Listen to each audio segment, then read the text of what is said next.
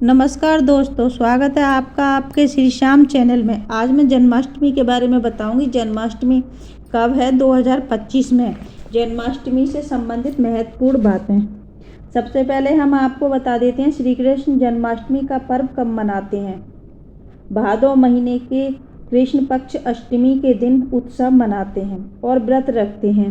कृष्ण जी का जन्म उत्सव मनाते हैं। 2025 में व्रत को लेकर लोगों के मन में संशय की स्थिति बनी रहती है कि व्रत हमें कब रखना चाहिए। 15 अगस्त को रखना चाहिए या 16 अगस्त को रखना चाहिए। तो हमें व्रत किस दिन रखना चाहिए। और एक बात का ध्यान रखना चाहिए, कोई भी त्यौहार हो वो 2 दिन ही मनाया जाता है, लेकिन ये बड़े त्यौहार हमें समाज के तरीके से मनाने चाहिए।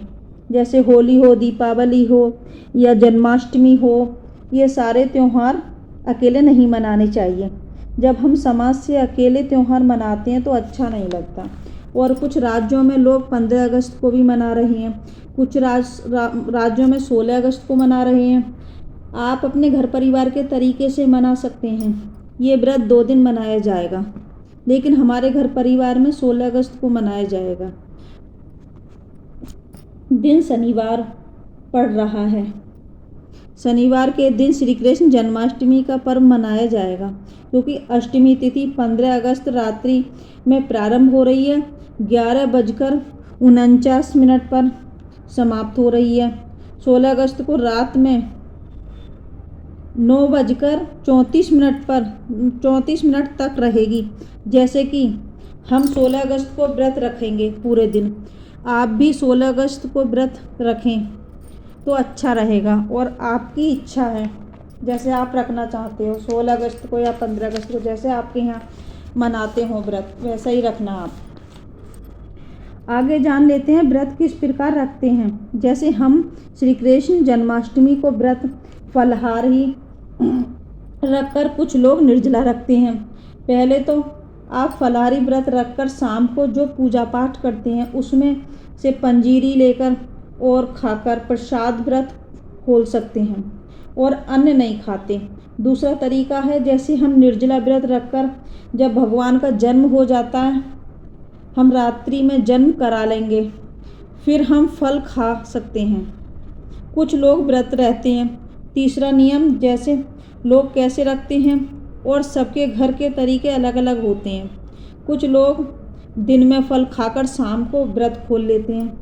कुछ लोग, जैसे माता बहनें बीमार हैं, तो वो खाना खाकर भगवान की भक्ति कर सकती हैं और पूजा पाठ करें और भगवान को स्नान ध्यान करा के लड्डू गोपाल की फ़ोटो या उनकी प्रतिमा हो उससे पूजा कर सकते हैं। और हम दूध, दही, मक्खन, मिश्री का ही भोग लगाते हैं और उनके लिए भोग में चून भूनकर उसमें आप शक्कर मिलाकर तुलसी के पत्ते डालें और उसमें मिलाकर भोग तैयार करें। और हम अपने घर पर कृष्ण जन्माष्टमी पर एक भोग और बनाते हैं, जो 2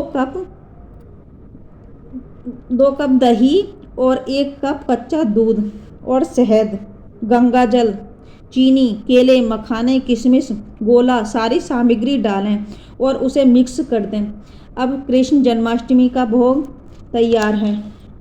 और एक बात का ध्यान जरूर रखें, तुलसी पत्र भोग में जरूर डालें।